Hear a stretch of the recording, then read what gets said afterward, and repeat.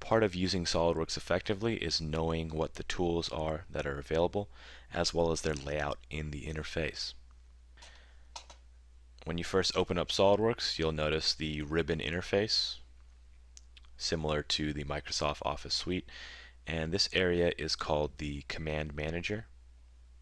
And this will house most of your tools that you'll be working with, typically when you're creating different geometry. There's quite a few tabs you can work with and various different tools. If I right click in on any tab, I can remove out or add in more tabs.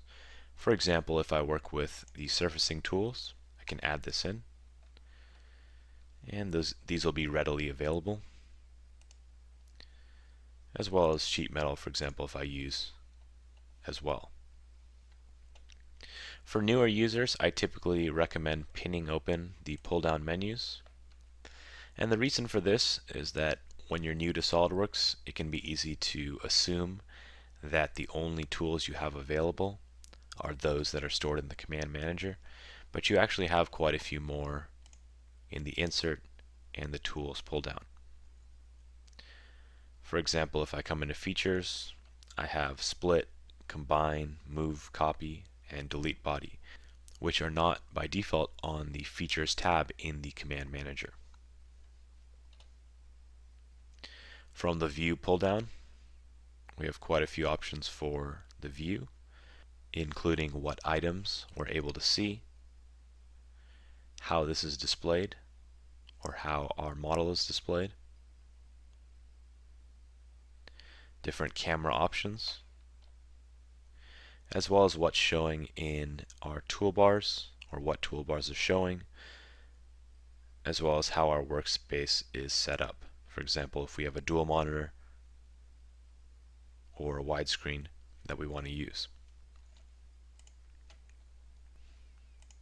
Within the File pull-down, you'll find all your options to create new documents, open, close items, save things out, and typically the other things that you'd find within any sort of Windows program. For example, the recent documents that you've had open.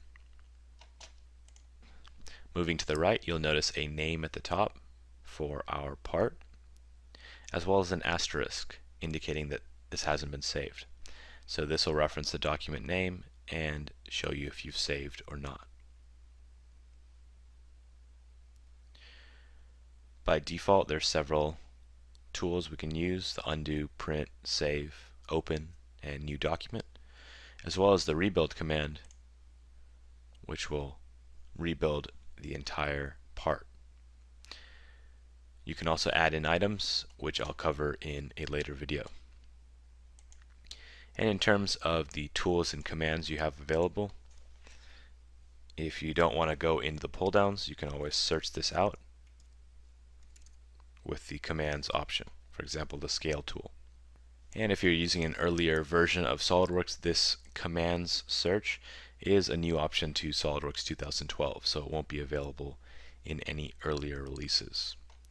From here we can also search the help for how to use certain commands or different items within SolidWorks. We can also search the knowledge base, as well as the community forum. And if you have certain folders indexed for search, you can search out for your files and models. Coming back over to the left, there is an area to add toolbars. And if you use certain options, for example, I was using blocks, this toolbar automatically adds itself in for convenience.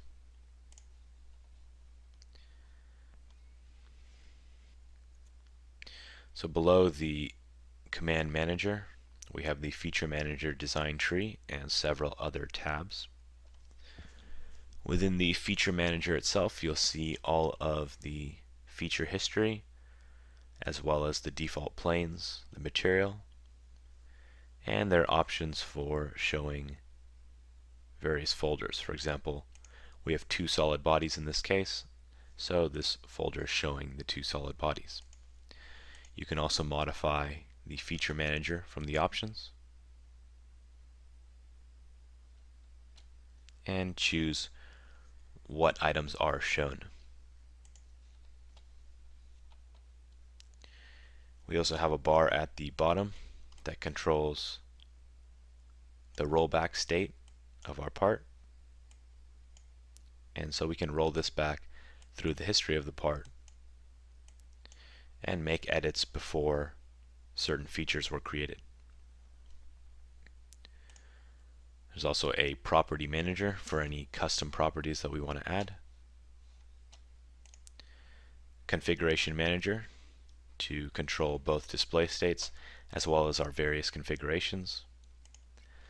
The dimension expert manager, which will allow us to create manufacturing dimensions, and an appearance manager. Within the feature manager, there's also a display pane that allows you to control the hide show state of different items, as well as the transparency. For example, if I select in this area, it's going to change the transparency of this body. And you can also click in for an appearance.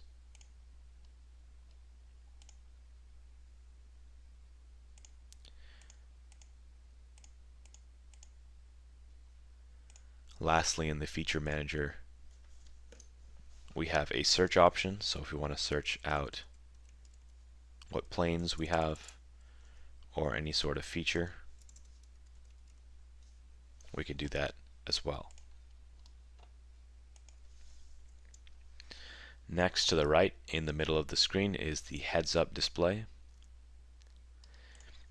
The first option, if you ever find yourself losing your model off the screen, you can always hit the zoom to fit, or just press F and that'll bring this back. We can zoom into specific areas, as well as going to the previous view. We can create section views.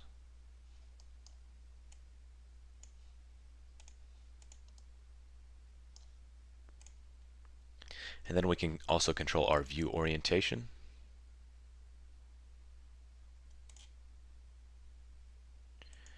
Our display style. So if we wanted to change this to a wireframe, for example, we can do that as well. And similarly to the view pull down, we have all these options for view from the goggles pull down. Once again, we have another option for appearance. And then we have backgrounds, which we can change.